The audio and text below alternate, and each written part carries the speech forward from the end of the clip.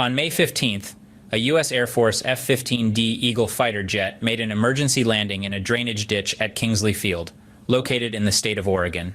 A photo circulating on social media showed the F-15D Eagle fighter jet in the drainage ditch near Kingsley Field, which is a base of the U.S. Air National Guard in southern Oregon.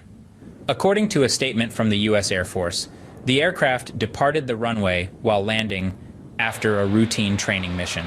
The photo posted on social media shows a two-seater fighter jet partially submerged in water, with only parts of the wing, fuselage, and the front of the jet above the water's surface.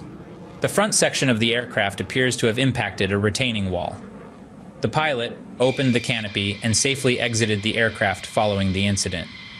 According to the U.S. Air National Guard, even though the F-15D Eagle is a two-seater aircraft, only one pilot was inside the jet at the time. The pilot was taken to a nearby medical facility for a health check. Satellite images of Kingsley Field, a military airbase, show a large drainage ditch located just east of the runway. The F-15D Eagle has the capability to overrun the end of the runway during a landing. However, the U.S. Air National Guard did not provide further details about the incident and mentioned that a board of officers would be appointed to investigate the matter. The U.S. Air Force began using the F-15 in 1975, and the F-15 quickly became a dominant fighter aircraft in the U.S. Air Force's inventory. Over 1,100 F-15s have been manufactured, and many other countries have also procured this fighter jet. On October 14th, the U.S. Air Force announced the deployment of F-15E fighter jets and A-10 ground attack aircraft to the Middle East region. However, the exact number of fighter jets deployed has not been disclosed. The statement from the U.S. Air Force said that the deployment of fighter jets from the 494th and 354th Fighter Wings reinforces the U.S. presence and enhances air operations across the Middle East. According to a social media post from the U.S. Central Command, the A-10 aircraft will join another aircraft wing already present in the region. U.S. Secretary of Defense Lloyd Austin announced that F-16 fighter jets have also been deployed to the region. By deploying advanced fighter aircraft and participating alongside joint and coalition forces, we are strengthening partnerships and enhancing security in the region, said Major General Alexis Grinkowicz, commander of the 9th Air Force. In recent days, U.S. defense officials have repeatedly stated that the Pentagon could rapidly deploy additional forces and assets to the Middle East if necessary, as Israel continues its campaign against Hamas.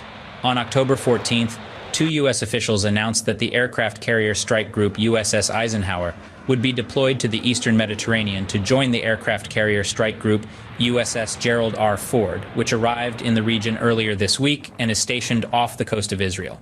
The USS Eisenhower can carry more than 60 aircraft, including FA-18 fighter jets, while the USS Gerald R. Ford can deploy more than 75 aircraft. I have directed the USS Dwight D. Eisenhower Carrier Strike Group to begin moving to the eastern Mediterranean region. This is part of our effort to deter hostile actions against Israel, or any effort to expand this conflict after Hamas's attack on Israel, Secretary Austin stated.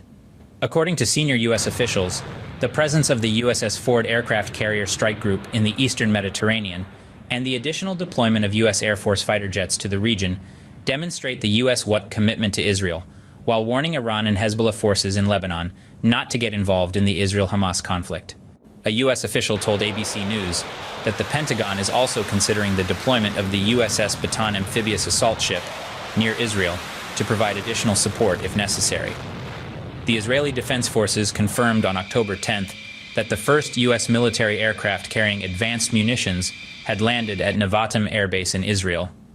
Speaking after a closed-door meeting of the United Nations Security Council on October 13th, Russian ambassador to the United Nations, Vasily Nebenzia, warned that the Middle East is on the brink of a full-scale war and an unprecedented humanitarian catastrophe. According to Russian diplomats, the responsibility for the ongoing conflict in the Middle East largely rests with the United States. Nebenzia accused Washington of being irresponsible in obstructing the efforts of the quartet of mediators, which includes the United Nations, the United States, the European Union, EU, and Russia. Nebenzia suggested that the U.S. is trying to impose its vision of peace, but is not addressing the underlying causes of the conflict.